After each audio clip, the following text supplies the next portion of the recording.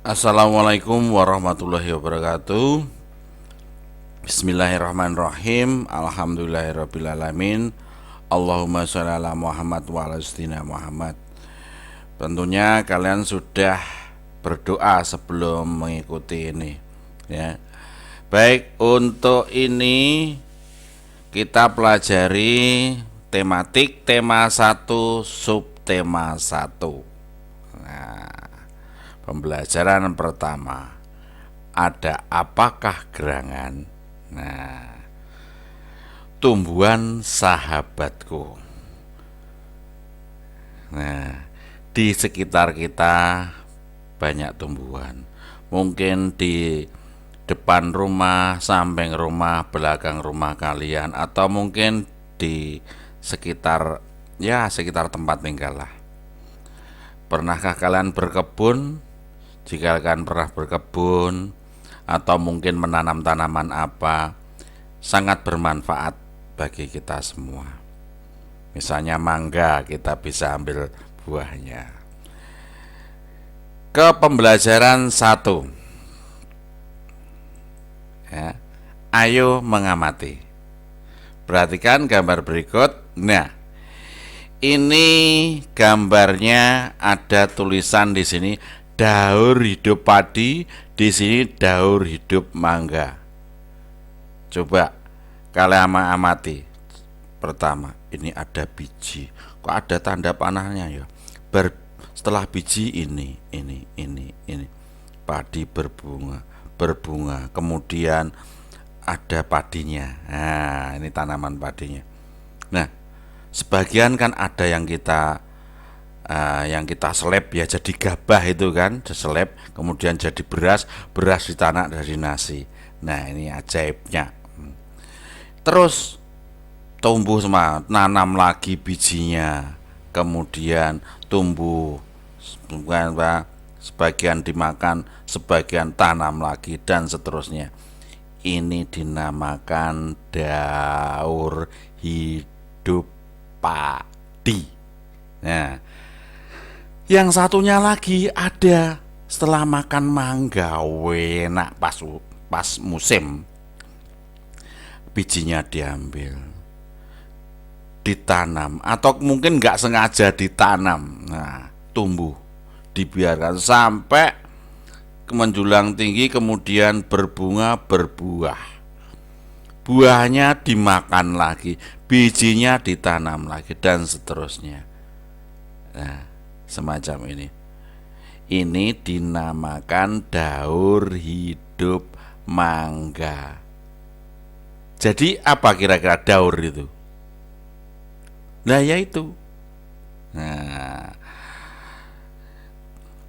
mulai dari kecil tumbuh lagi, kembali lagi kemudian bijinya ditanam lagi dan membentuk satu lingkaran ini. Nah, terus menerus inilah yang dinamakan daur hidup. Sekarang ayo menulis. Nah, nanti siap-siap kertasnya, tapi jangan sekarang, nanti ada tugas ya.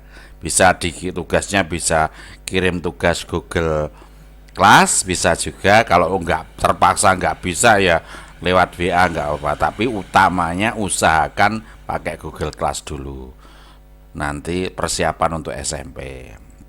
Nah, berdasarkan gambar buatlah pertanyaan mengenai tumbuhan dan perkembangbiakan tumbuhan.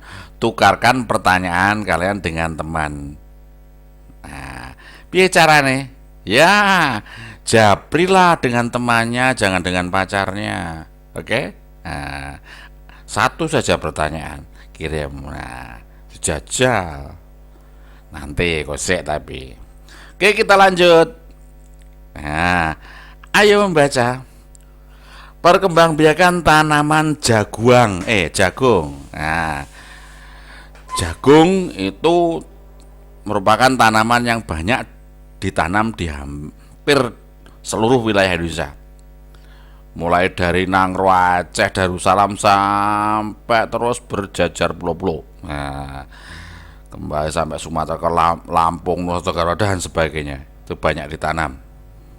Hampir menyeluruh wilayah Indonesia ada tanaman jagung. Nah, ini ada barcode. bisa di scan. Screenshot dulu. Nah, boleh. Bagaimana pertumbuhan jagung di scan. Nanti harus ada diinstal dulu. HP-nya diinstal barcode reader, nanti bisa. Terlanjut. Nah, ini jagung. Tumbuh dari jagung, tanaman jagung mulai dari kecil-kecil. Nah, terjadi proses penyerbukan, akhirnya muncullah biji jagung ini.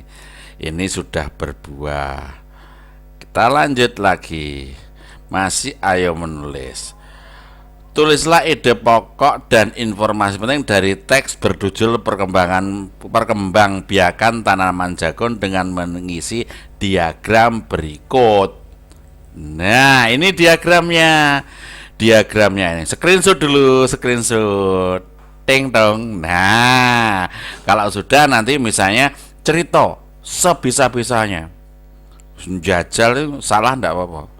Tanda tanya mau bisa. Paragraf pertama kira-kira apa ya? Tambah jagung. Paragraf kedua apa ya kira-kira? Wah, ketiga ini. Keempat. Wah. Ini sesuai dengan itu tadi, apa? Sama dengan daur tadi. Nah, oke. Lanjut. Nah, membaca. Perkembangbiakan secara generatif. Piye to generatif itu? Nah, di sini. Alat perkembangbiakan generatif pada tumbuhan adalah bunga. Jadi ada bunga. Bunga terdiri atas tangkai bunga, dasar bunga, kelopak bunga, mahkota bunga, benang sari, dan putik. Benang sari merupakan alat kelamin jantan, sedangkan putik merupakan alat kelamin betina. Di dalam benang sari terdapat serbuk sari. Serbuk sari merupakan sel kelamin jantan. Tidak semua tumbuhan memiliki benang sari dan putik dalam satu bunga. Tumbuhan yang memiliki benang sari dan putik dalam satu bunga disebut bunga sempurna. Kalian nanti bisa utak-utik bunga, delok kayak bunga sempurna apa enggak ya? Oh, ada ininya, dia mati. Nah, ini ada barcode, bisa di-scan. Oke. Perkembangbiakan generatif atau secara kawin pada tumbuhan dimulai dari penyerbukan. Jadi perkembangbiakan generatif bisa dikatakan perkembangbiakan secara kawin dimulai dengan penyerbukan. Macam-macam penyerbukan. Ada namanya yang pertama kaistogami, yaitu penyerbukan oleh tumbuhan itu sendiri tanpa perantara. Misalnya ada satu bunga uwet, pohon, di situ ada bunganya. Nah, serbuk sari itu jatuh ke kepala putik dengan sendirinya. Itu pemerjukan sendiri. Yang kedua anemogami, yaitu penyerbukan dengan bantuan angin. Jadi karena pengaruh angin, rontok serbuk sarinya mengenai kepala putik. Nah, yang ketiga zoidiogami, yaitu penyerbukan dengan bantuan hewan. Nah, ini contohnya hewannya. Tawon, lebah, bahasa Indonesia lebah. Tawon itu bahasa Jawa, bahasa Indonesia lebah. Nah, ini biasanya lebah ini menghisap sari madu, mencari madu di sini, jeruk dalam sini, disedot. Nah, karena harus masuk ke ini, ke bunga ini mahkotanya. Nah, sehingga menyentuh benang sari yang ada di atas ini.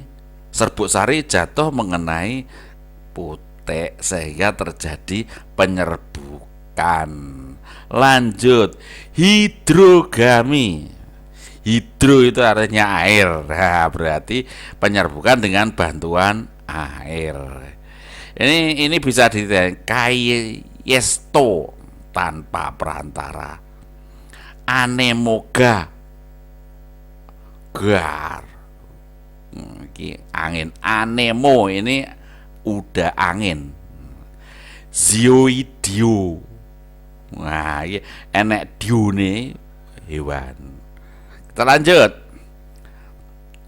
Antropogami yaitu penyerbukan yang sengaja dilakukan manusia terjadi pada bunga vanili dan beberapa jenis anggrek. Nah, ini bisa dolan ke sana, kebun anggrek sana, bagaimana penyerbukan dengan bantuan manusia. Ya, berarti memang dengan bantuan manusia yang membantu penyerbukannya.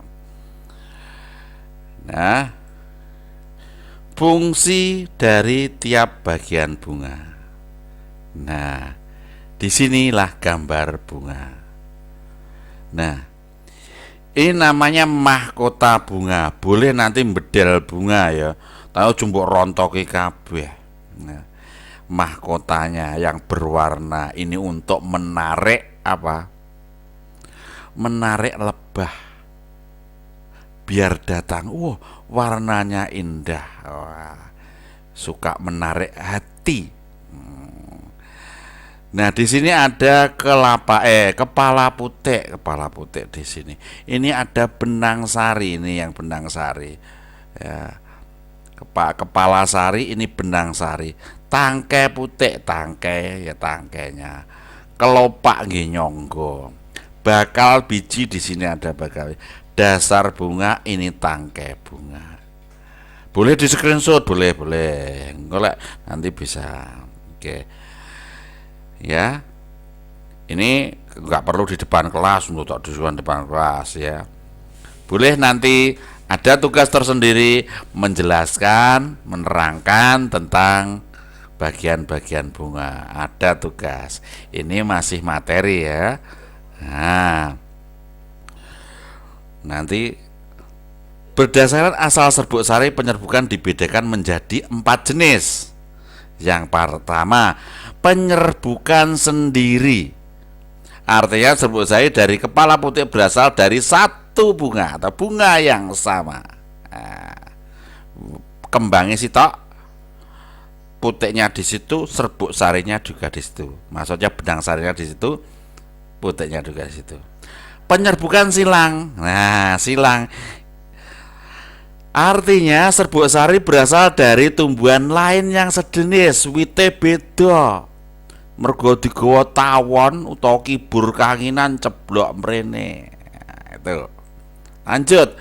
Penyerbukan tetangga artinya serbuk sari berasal dari bunga lain tetapi masih sepohon. Sepohon, sawit. Nah, ini kalau yang ini tadi lain pohon. Kalau mangga sejenis itu maksudnya mangga, bukan mangga dengan pohon pisang, enggak loh ya enggak bisa, ya toh. Nah, oke. Penyerbukan basar artinya serbuk sari berasal dari tumbuhan lain yang berbeda jenis. Berbeda jenis ya, ini baru berbeda jenis. Loh, lihat bunganya saja bentuknya semacam ini yang ini begini. Ini jelas berbeda jenis. Kita lanjut. Untuk bab ini kita lanjutkan pertemuan berikutnya. Tugas-tugas menanti Anda di WA, utamanya di Google Class dulu. Terima kasih.